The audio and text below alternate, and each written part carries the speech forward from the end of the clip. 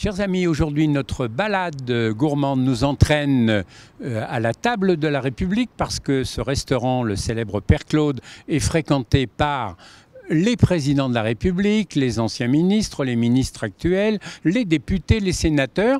Et au cas où vous n'auriez pas assez bien déjeuné ou dîné, tout de suite à droite en sortant, vous avez depuis quelque temps l'épicerie du Père Claude. Suivez-moi pour une recette de Noël exceptionnelle. Grâce à Ludovic Perraudin, on va pouvoir réaliser le rêve de nombreux internautes. Qu'est-ce que vous nous avez préparé, mon cher Ludovic? Alors, on va faire un chapon en prestige. Il nous faut un beau chapon fermier d'Auvergne, un lobe de foie gras cru entier, 550 à 600 grammes, de la farce de volaille, faite exclusivement avec de la volaille, la chair de volaille suprême, sel, poivre, aromate. Et on mettra également 100 grammes de brisure de truffe. Un peu de sel, un peu de poivre. Voilà. Alors Ludo, je vais quand même vous poser la question. Quelle est la différence entre une poule et un chapon? Ah, Giscard d'Estaing avait répondu dans l'émission de notre copain Jacques Maillot, qui est un des clients de le célèbre Père Claude. Avec l'accent que je n'ai pas, il avait expliqué qu'une poule chapon et un chapon chapon pas. Alors, première action, désosser la bête. Ludovic Perraudin est au couteau. Voilà. Et c'est un petit travail délicat.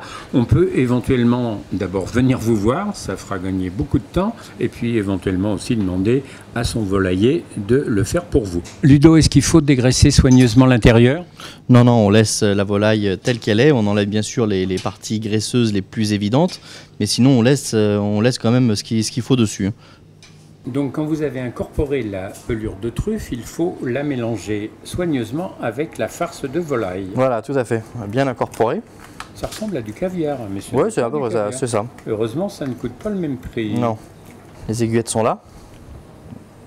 On va juste en fait venir les mettre entre le suprême et la cuisse. D'accord. Pour bien répartir en fait toute la viande de volaille. On va ensuite mettre la farce truffée. Farce. Opération très importante. Le lobe. Voilà. Alors s'il reste un peu de farce, ce qui est le cas, on peut faire des petites boulettes. Exactement. Qui seront délicieuses. Exactement. D'accord. Et maintenant, on va faire de la couture. Oui, chers amis internautes, je vous rappelle que nous ne sommes pas en direct de la salle pétrière, mais nous sommes en compagnie de Ludovic Perraudin à l'épicerie du Père Claude. Et vous aurez l'adresse sur le petit texte qui accompagne cette délicieuse recette de Noël qui s'appelle, je vous le rappelle, le chapon fermier en prestige. Vous avez ficelé le chapon. Voilà. Maintenant, on va s'occuper d'une autre opération. Alors maintenant, on va la brider, d'accord, de façon à ce qu'elle puisse tenir. Donc on va commencer déjà ici, derrière l'articulation. On va repasser dans l'autre articulation. Bravo. D'accord. On va venir se repiquer dans la cuisse pour aller en diagonale sur les ailerons. Ensuite, on repart dans l'aile et là on part en face.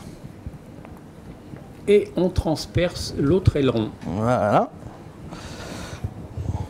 Et ensuite, on repart dans l'aile. Eh bien, on n'arrête pas de repartir. Bravo. Pour cette fois-ci, revenir piquer dans la cuisse en face, en diagonale. Comme si, en fait, et là,